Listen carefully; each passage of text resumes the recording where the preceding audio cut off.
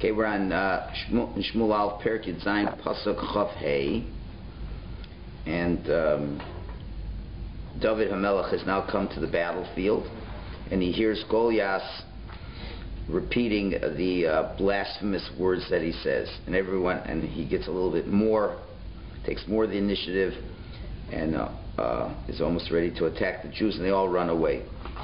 So we're in Pasuk Chav Hey. And from what you see in this pasuk, it kind of lets you know what was going on a little bit before. So to the next three psukim now. Vayomer Ish Yisrael, and all the Jewish people said, Hari'isem ha'ish ha'ela hazeh, have you seen this man who's coming up? Ki l'choreif es Yisrael oila, he's coming up to curse the Jews. V'ha'yah ha'ish asher yakenu, and the person who will kill him, Ashrenu HaMelech Osher Gadol, the king will make him very wealthy. He'll give him a lot of money. Vesbito Yitein Lo, and he'll give him his daughter to marry. Vesbeis Aviv Yasechav Shebisrael, and he'll make his father's family free from the Jews, like free from paying taxes, free from military duty, etc., etc.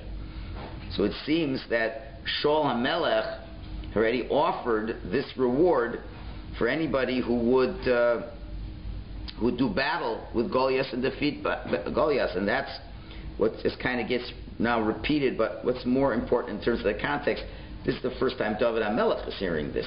David HaMelech just came, so that's why they bring this idea now, as opposed to they could have mentioned it earlier, because now David HaMelech hears this, and now he reacts to that in Pasuk Chavav.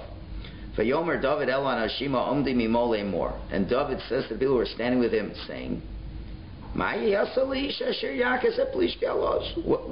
they going to do to the person who kills this Plishti?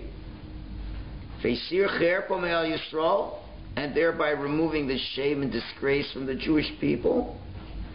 Give me a Plishti Arel Hazeh Ki Cheref Marchos Elohim Chayim. Who is this uncircumcised Plishti who has cursed the soldiers, the soldiers of the living God? So the people answered him as they said, so will be done to the man who kills him. In other words, they just kind of repeated what was said. So the psukim are very difficult, because obviously, how are you going to learn the psukim? If David heard what was going on, so why did he ask again what's going on over here? So none of the commentaries mention it. You might think, well, maybe he didn't hear it when they were saying it the first time. So, but that's kind of odd, because why would he even ask? What are they going to do to the guy who kills him? So therefore, the commentaries offer the following insights. And also, another question is, why would Shaul offer his daughter's hand in marriage to this guy? Who knows what kind of guy this is?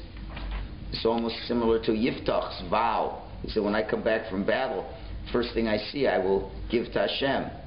So, whoever defeats this guy in battle, I'll give my daughter him. What if it's Hulk Hogan who defeats him in battle? I mean, you need a strong guy.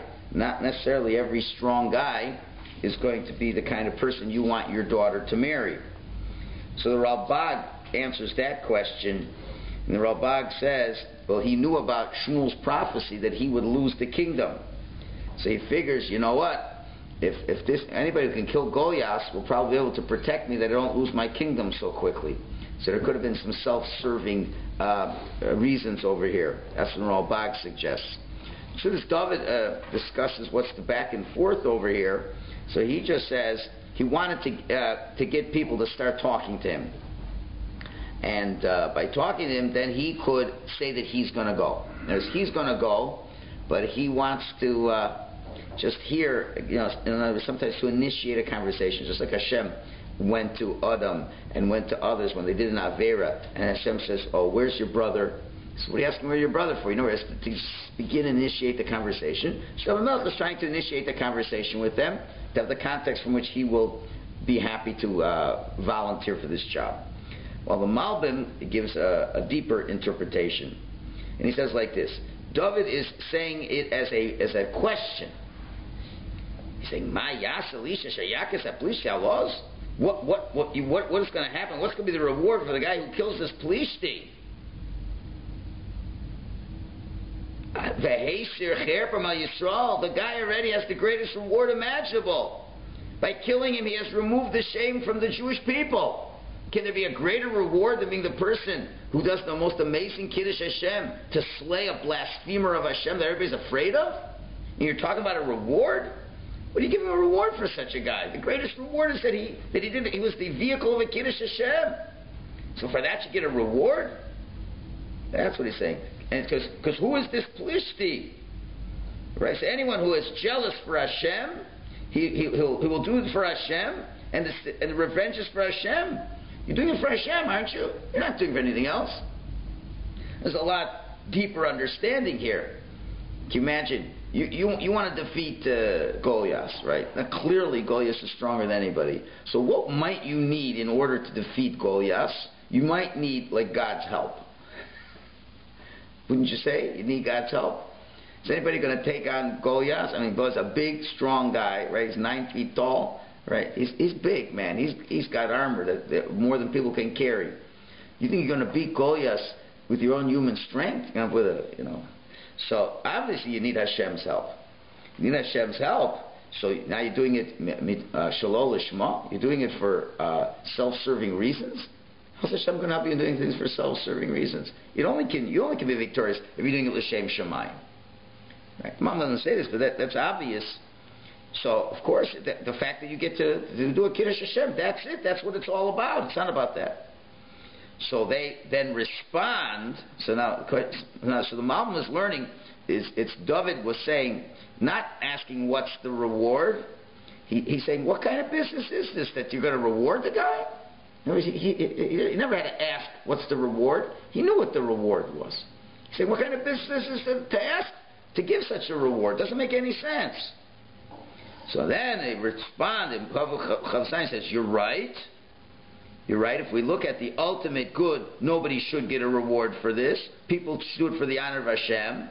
But that which says that the one who kills him gets the daughter, it's not a reward. It's not an ultimate reward of why you're doing it, but it's rather for the fellow who is able to show such courage and such strength without worrying what's going to happen to him. Obviously, the king now would know who to make for shidduch for his daughter. It's not as the goal. It's anybody who can do this, and it's a vehicle of Kiddush Hashem. Now, it's obvious the king hasn't married off his daughter yet. He wants to marry his daughter to the most spiritual person around. That will be the way of us knowing who the most spiritual person is he'll take the king's daughter. That's who the king would want. But you're right. He won't be doing it for that reason. But that will be an added bonus, as it were. The king will know who to marry off his daughter to. There is a much deeper pshat that Elia Kitov talks about, but we're not ready for it yet because we have to learn a little bit more, and we'll see if we have time for it. He has a whole very large but very beautiful treatment of the subject of David HaMelech, and specifically as it relates to the last parak and this parak. So we'll have to leave it though. We'd first have to learn everything and then find time to go through it. It's pages and pages and pages, but it's outstanding. So we'll have to see. But there is more to this. Okay, Pasuk Chav Ches. And this is a very difficult pasuk as well. Vayishma Eliav Achiv Hagadol B'Dabra L'Nashim. So Eliav, David's eldest brother, he hears David's talking to his brothers. So it's a very odd pasuk. Vayicharaf Eliav b'David. Eliav gets angry at David, and this is the anger that Hashem saw in Eliav that said that he can't be the leader, he can't be the king, because I know he's got a temper, and this is where it comes out. But as we said, thank God it only came out in just an insult, but it didn't come out in worse. But this is the anger. The Yomer says, Lama say Yeradato. Why did you go down? What are you doing over here?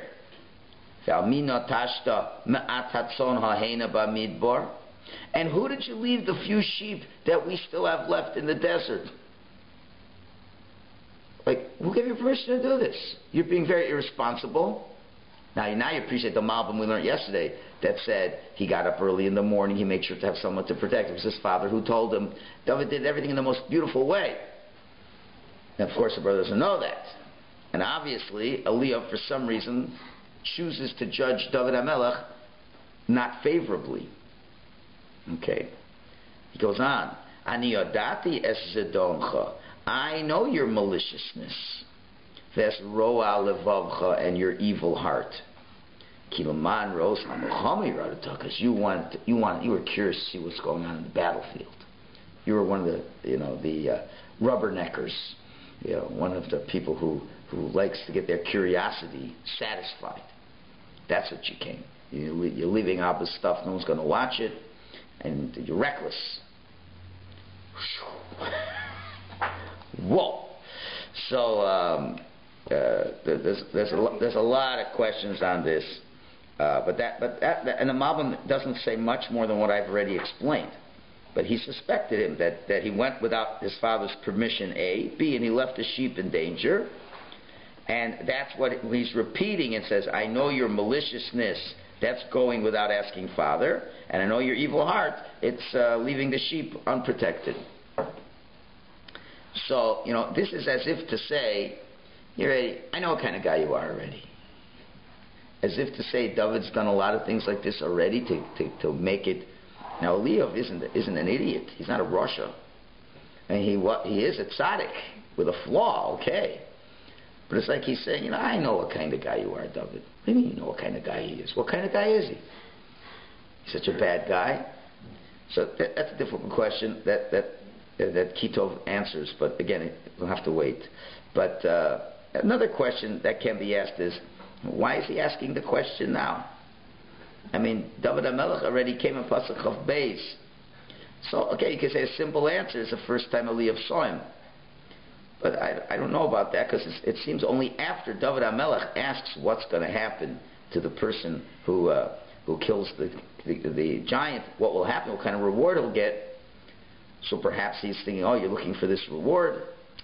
Okay, it's difficult. It's a very difficult pasuk that right now we're not going to answer, but we'll give one answer though. But it's you could say simple jealousy. But again, it's all difficult to understand. Doesn't Eliyav know that David's been anointed? Does he know he's been anointed? Eliyav knows he's been anointed. He's been anointed by Shmuel HaMelech. But this is. You're jealous. I understand you're jealous. But you're a tzaddik, aren't you? If you're a tzaddik, then Hashem anointed David as the king. So get over it, man. When he anointed him, we said that there were two opinions. That one was that it was in front of the brothers. One okay. But this was more. Okay, you'd have to say it goes like that. Okay, if that's all you have to say, it's like that. Again, it's difficult to understand. So we'll give one shot that at least will let us sleep tonight. Wasn't he taking food for his brothers? So wouldn't he have seen that his father gave him food to take to him? Yeah, that's another question. Well, I guess he didn't see the food yet. Well, he didn't give it to him. Why wouldn't he say it? Well, let's put it. Okay, so there's 2 points. Remember David HaMelech, he left the food with the guy in charge of who's watching the stuff. It says he didn't carry it with him down to the battlefield. He left it at the perimeter of the field. Remember, it says he left the stuff. Oh, okay. So all he sees is David. He doesn't see the food. If he sees him laden down with cheeses and this and that and money and this, right? So the answer is, well, maybe let's do one more pasuk first to make it even more difficult to understand. Okay, we'll do one more to make it more difficult to understand. What's David's answer? Wait, now before you go to the next pasuk, what do you think David's answer should have been? What do you mean? Abba told me to bring the food. End of the discussion. That's not what David HaMelech says. Vayomer David says, Me'al sisi ata. Now what have I done? Hello, Dover. All it did was say a few words. Now, that extra word, ata, is a very telling word. He doesn't say, what have I done? So what have I done this time? Which would seem to indicate what? Right? He says, so Metzudas David says, you always get angry at me. Right? It seems that I never can do any right with you. This is probably not the first time Eliyav got angry at him. He says, no, I didn't do anything this time. All I did was say a few words. Mezuzah would say, I know you always blame me for things. This is a standard thing you have between me and you, right? You always blame me for this, you always blame me for that. And it seems as if it's saying, and maybe you're right in the past. But now, what did I do? No, all I did was speak. I didn't do anything more than that. So this is a pasuk that obviously is telling there's a lot more to the story than what the reader sees. So we'll have to kind of leave that, unfortunately, for now, because again, Kitov deals with all this. He deals with all this, but it's very odd psukim. It's very odd psukim. Yeah. So, but either Elia has wrongly accused him of doing things in the past, or David has actually done things in the past that were legitimate and issue. So based on the information you know now, it's reasonable for you to offer those two suggestions. That's why if we go through Reb Kitov's stuff, you'll say, wow, there was a third possibility that I could never have imagined. You're right. At the reader, I'm saying we'll have to wait till Goyas gets killed. You can't, because there's more. I don't want to just do bits and pieces. There's a whole thing over here. But anyway, it's a difficult puzzle. So the Radak says, on explaining one of the words over here, where he says, I know you're Niadati es Zedoncha. I know you're Zedoncha. So we said from the word Zodom, maliciousness. So Radak explains it's a lashon of hefker. Hefker here meaning, usually hefker means ownerless, but there's another way of applying the word hefker. I mean, a guy could say, I make it hefker, I don't own it. There's two things you cannot own in life. You cannot own your possessions, you cannot own your self-control. In other words, what if Evel Knievel, wouldn't you say he's the kind of guy that made his life hefker? In other words, if a guy's a daredevil, right? How much does he care about his life?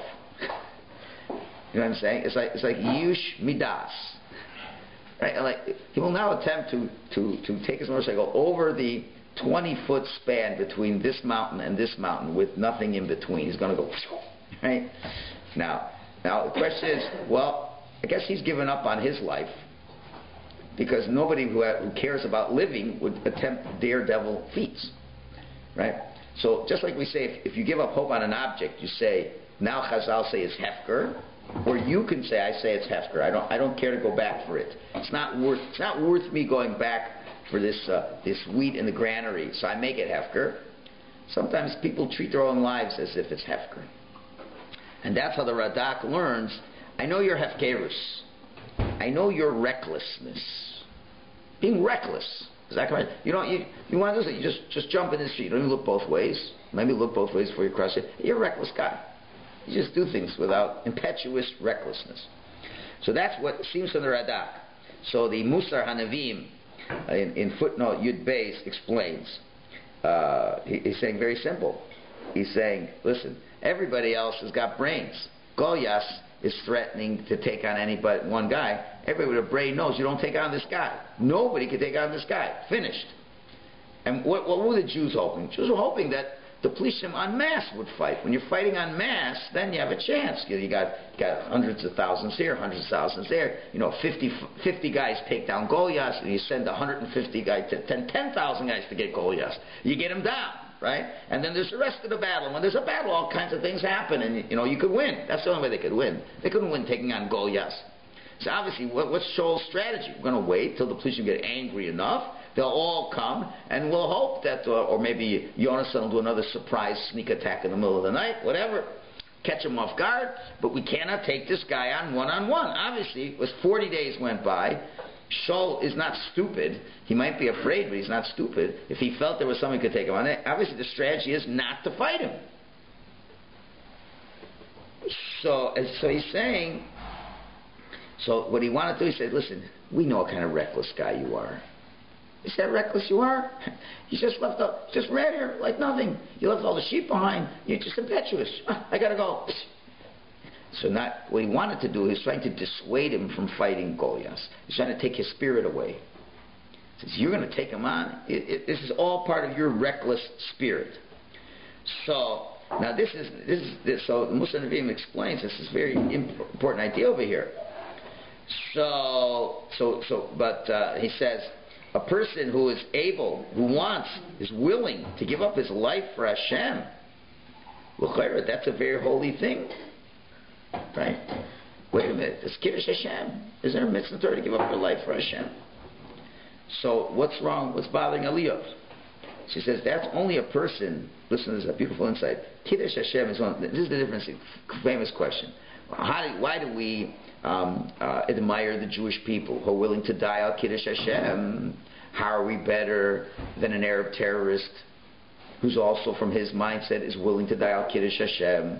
So how are we any better than the Arab terrorists? As a matter of fact, they're better. They give up their lives more than we do. That's what a person might ask. Okay, so one answer is, I give up my life, but I don't kill others with me. that's a pretty good answer. But there's a better answer. The better answer is that giving up your life, al Kiddush Hashem, is only valuable is if you first value your life. Because then you're giving something up. If you don't value your life, then what have you given away? If you have a miserable life, let's say you're born with a chronic disease that's so debilitating, every moment of your life is pain, and you got a wife who's a witch, let's say, you have a terrible marriage, right? You got a terrible job, and you're not making any money, and et cetera, and low self-esteem. You don't have any friends, and you also look ugly. Like, let's just put it all together, right? Okay, so you know what? What do I got to lose? They tell me after I die, I have 99 virgins to be with me. It's going to be a lot better than that. So, Adarabba, it's not l'shem shamayim. It's not for the sake of heaven. It's for your own sake. Because anything, that's the whole, in India, the caste system. Why do they respect the lowest caste? Why do they respect the caste? Because they have a Messiah that, if you're good in this world, then the next time you come back, you'll be in a bigger caste. You'll be a better caste. So it's not that they like anybody. That's the only way out. So if a guy doesn't have anything in his life, so he'll give up his life. It's a big deal, but what's it worth?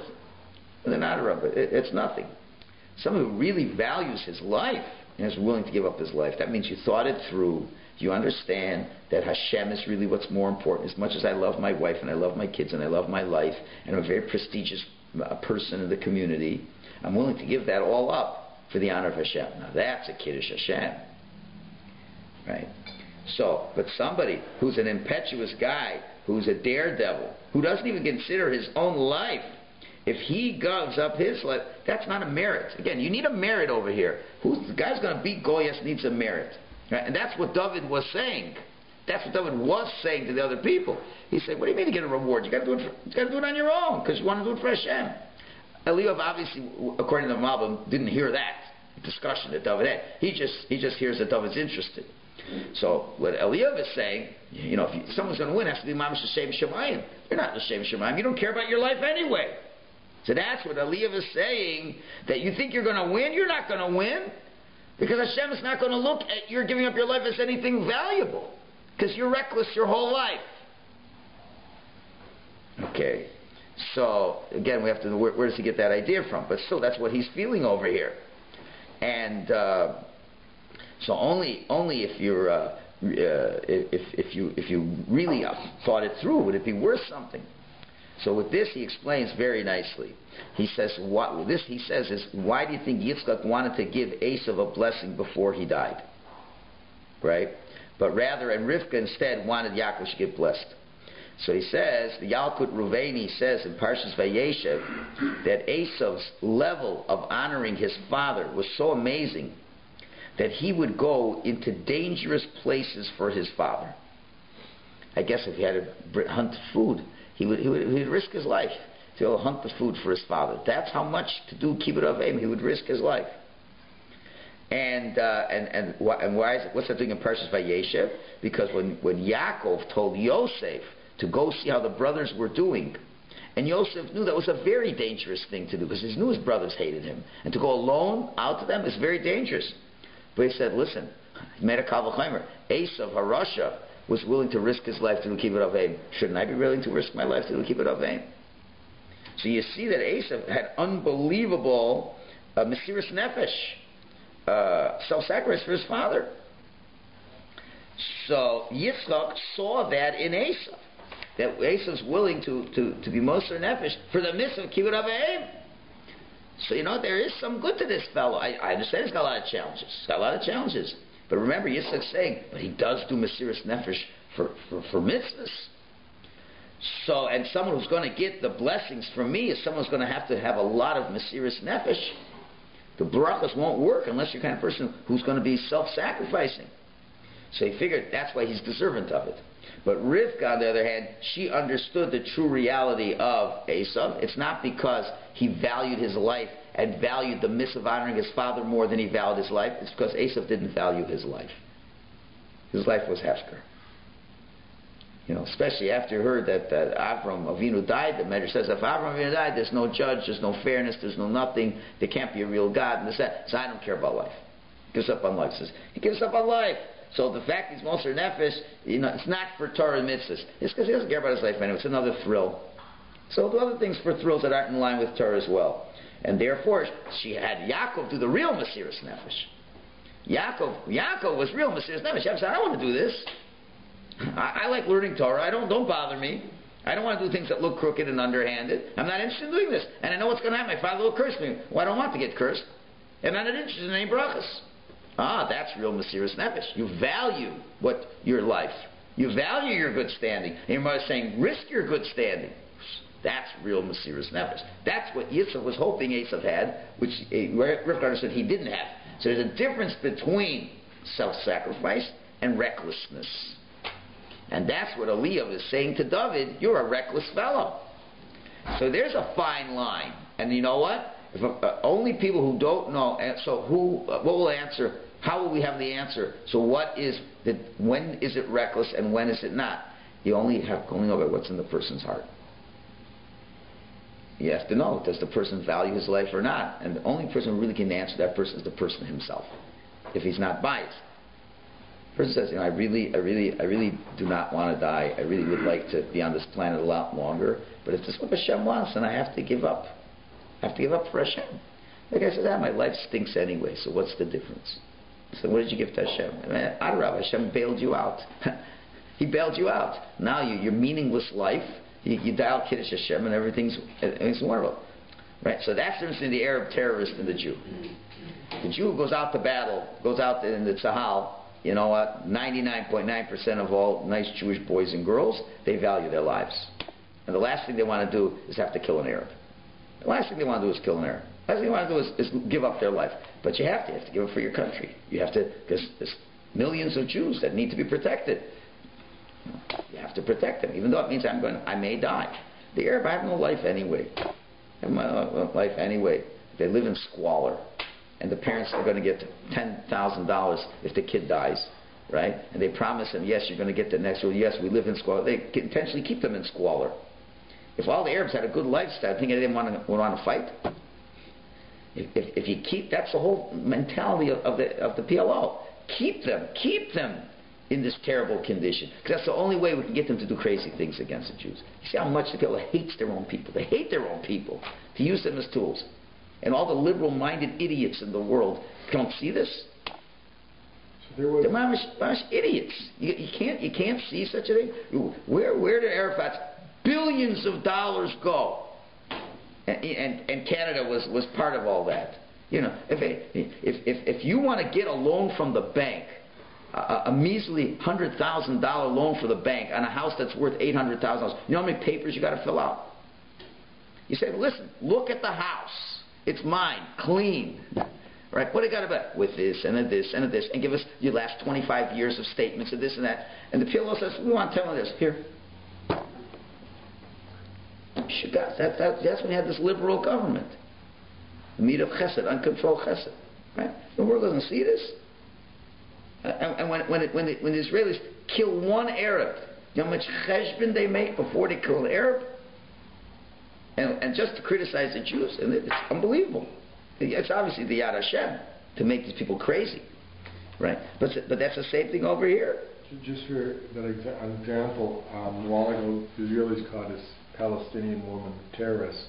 They caught her, but she had disfigured her face in a gas explosion. So they purposely told her she had no life, she'd never get married, so that's how they recruit. That's right. That's all there is to it. No life. But it's more than that. They make them have that life. They intentionally are, because they're creating the best people who don't care about their lives. The best fighter is the guy who knows he's got nothing to lose. That's why you have this whole idea of upsets in the last 2 days of the season, where you got this team that needs to win one more game to get in, and the other team who's they're never going to get in. So that team who's never getting in says, what do we got to lose? We can throw everything we have at these guys. We can get injured, we can do whatever we want, but we know we're not going to the playoffs. We got nothing to lose. We're already out. The other team, no, we still have to know. If we win, then we have to be healthy enough to play the first round. It's a whole cheshbon. You have a whole life. You can't be reckless. Can't be reckless. Why not? What do they care? It'd be the greatest thing to slap them in the face, even if, we'll risk it. Well, we got to lose anyway. If we lose, we already lost. That's the guy who has no life. He's already lost. If he's abandoned hope of his own life, so you're a reckless guy. But Kiddush Hashem, it certainly isn't. Right? Rabbi, yeah. Why are we taking Elia's words at face value, without knowing the context and the history and the relationship with David? Oh, so that's what Kitov's going to do. I know, I'm going to say, but I can't. It's a problem. I'm saying, but therefore the words are very hard to understand. That's what I'm saying. If you're looking at the words, and even the basic commentaries aren't lending us as much depth as we want to know here. Now, there's one other thing he says.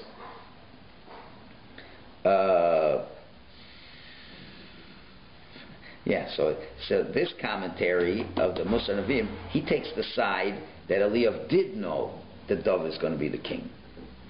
So he asks, if he knows that David is supposed to be the king, what's he dissuading him for? According to this opinion, that said he knew that David was anointed. So what are you dissuading for? Obviously, this is the moment in history that he's been designated for. So the answer is, he felt, yes, he's anointed, but only to be king after Shul dies. Because there is a rule that one king doesn't become a king until the other king's time is finished. So he's figuring, listen, Shaul Melech is still the guy out in the battlefield. He's the leader. It's not your time. Your time will come when Shaul dies. We need a new king. You're going to be the new king. That's what he felt. So that's why he was dissuading him. Still doesn't explain other things. At least explains why he was dissuading him. All right, let's move on now to Pasuk Chavtes. Okay, I did Chavtes, rather Lamed. Pasuk Lamed. Vayisov me'etzlo el mulacher. David turns away from Eliav and whoever the crowd of people was over here. He goes to another corner of the where the soldiers are hanging out. Goes to another barracks. Vayomer kedavar said, and he asks the same question: what's going to happen to the guy who kills Goliath? Vayishivu davar kedavar rishon, and everybody told him the same answers you heard before. Again, you have to understand why is David doing this. It seems like he's just buzzing around, going, what's going to happen to the guy who kills the king? Yeah, there goes another guy. What's going to happen to this guy, right? And if you learn like the Malam, like a kid saying, well, who's this Plishti? Who's cursing out Hashem? Anyway, perhaps why he did this is because what's going to happen in Lamed Aleph. Vayishmu hadvar masher diber David. People began to hear what David was saying. David already is making a little tumult in the Jewish camp.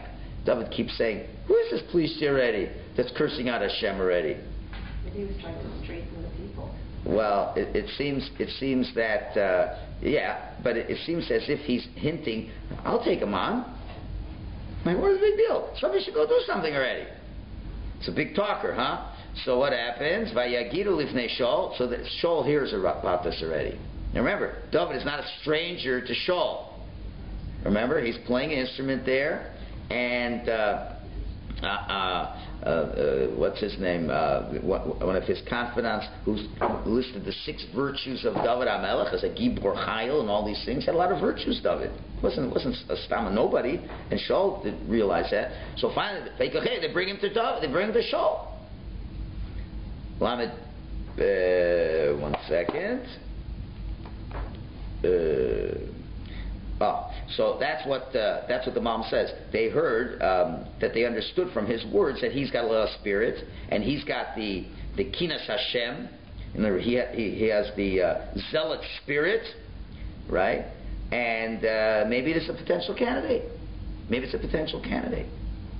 Lamed beis. Vayomer David el Shul. David says to Shul, he initiates. Al yipol lev adam alav. The heart of men should not fall before this guy. Now that can mean a lot of people. It could be ha'adam, can even be the king, but it could be anybody. Right? Your servant will go. And he'll fight them. I'll fight him. I'll take him on. What's the problem with you guys? I'll take him on. Right? He's saying it's not worthy for the heart of a person to fall from their level because of this guy. Don't lose your emunah because of this guy. We didn't remember who goes to the battlefield. Right? Go back. You have to remember which soldiers go to the battlefield. The Kohen gets in front and says, anybody who's afraid does not go to the battlefield.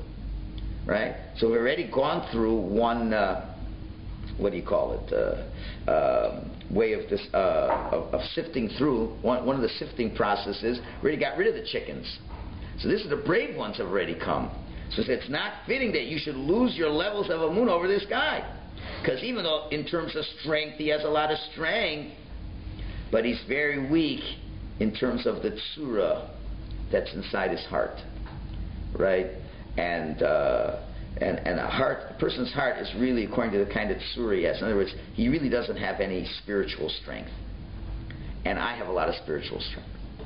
It's not all in physical strength. There's more. There's that factor that's very undefined. You can't translate it in terms of physical things. It's character, gumption, that kind of stuff.